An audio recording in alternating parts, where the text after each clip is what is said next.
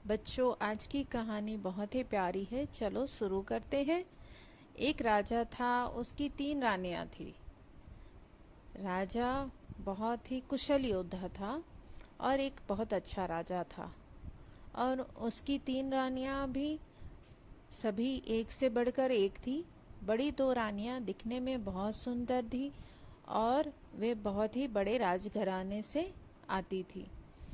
छोटी रानी एक साधारण से राज्य से आई हुई थी और वह दिखने में ज़्यादा सुंदर नहीं थी, परंतु बहुत ही चालाक थी, बहुत ही चतुर थी और वे बहुत ही एक कुशल योद्धा भी थी, क्योंकि उनके युद्ध कौशल सभी जगह बहुत ही प्रख्यात थे।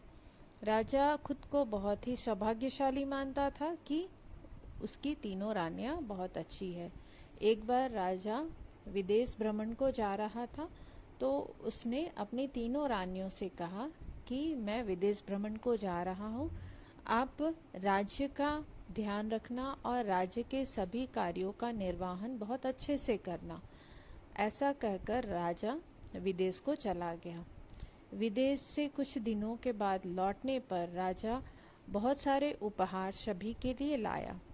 बड़ी 2 रानियों को सुंदर कपड़ों और गहनों का बहुत शौक था, तो राजा उनके लिए सुंदर कपड़े और गहने लाया था, जिसे देखकर रानियां बहुत खुश हुई। छोटी रानी को उन सभी से प्रेम नहीं था।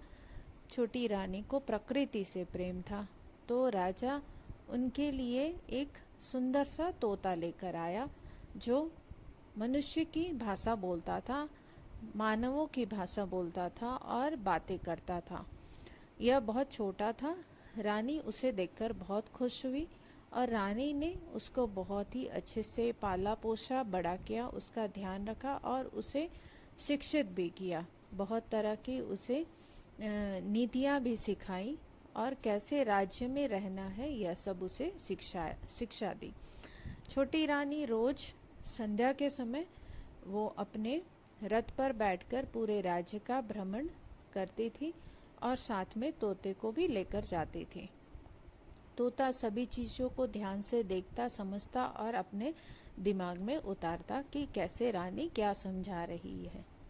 और प्रतिदिन की जैसे ही उसकी आदत थी कि वह जब संध्या के समय पूरे राज्य का भ्रमण कर लेता, तो वह एक ऊंचे टीले पर जाकर बैठ जाता। तो रोज की तरह वह भी एक संध्या के समय पूरे राज्य भ्रमण करने के बाद एक ऊंचे से टीले पर जाकर बैठ गया। कुछ देर इधर उधर आंखें टटोलकर देखने लगा और जोर जोर से पंख फड़फड़ाकर नीचे को उतर कर आया और रानी के पास आकर जोर जोर से आवाज करने लगा, पंखों को फड़फड़ाने लगा। कभी ऊपर जाता, कभी नीचे जाता और बहुत जोर जोर से चिल्लाता। रानी को शक हुआ कि जरूर कोई बात है, वरना यह इस तरह से तो कभी नहीं करता है।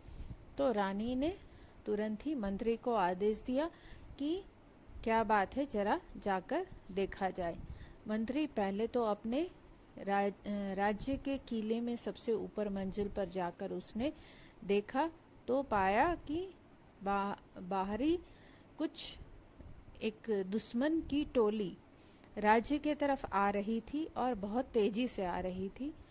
तो मंत्री ने तुरंत ही यह फरमान जारी किया कि राज्य को पहले तो राज्य के दरवाजे बंद कर दिए जाएं, किले के दरवाजे बंद कर दिए जाएं, सभी अपने अपने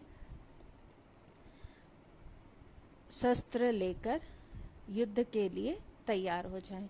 राजा को भी जब यह खबर लगी, तो राजा ने भी यही आदेश दिया। राजा ने सभी सैनिकों, मंत्रियों और प्रजा को सभी को आदेश दिया कि वे पूरी तरह से युद्ध के लिए तैयार रहें, क्योंकि दुश्मन उन पर आक्रमण करने के लिए पहुंच रहा है। और जैसे जैसे शाम ढलती गई, वैसे वैसे दुश्मन बड़ी बड़ी ज्वालाएं लेकर उनकी ओर राज्य की तरफ बढ़ने लगे। रानी हर पल हर क्षण पर पूरी निगाहें बैठाए हुए थी, क्योंकि तोता उन्हें हर पल की खबर दे रहा था।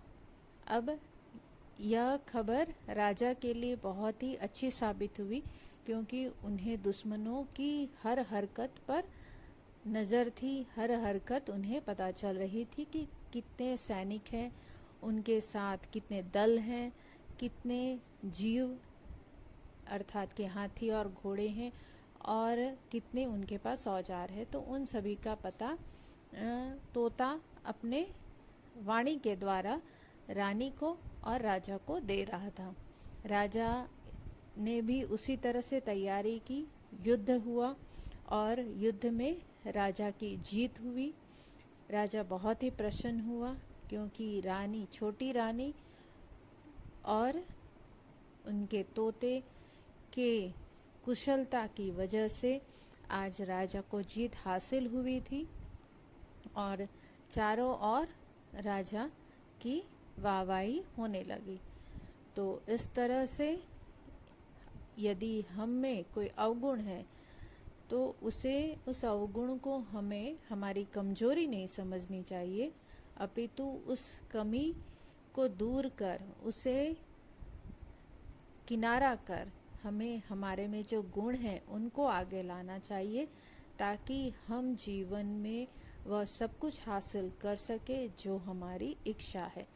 तो बच्चों, यह कहानी आपको कैसी लगी अवश्य ही कमेंट कर बताना, और ऐसे ही कहानी लेकर आऊँगी तो चैनल को झटपट सब्सक्राइब कर दो, लाइक कर दो, शेयर कर दो, और नोटिफिकेशन का बेल ज़रूर से दबाओ, ताकि और भी कहानियाँ मैं तुरंत ही आप तक पहुँच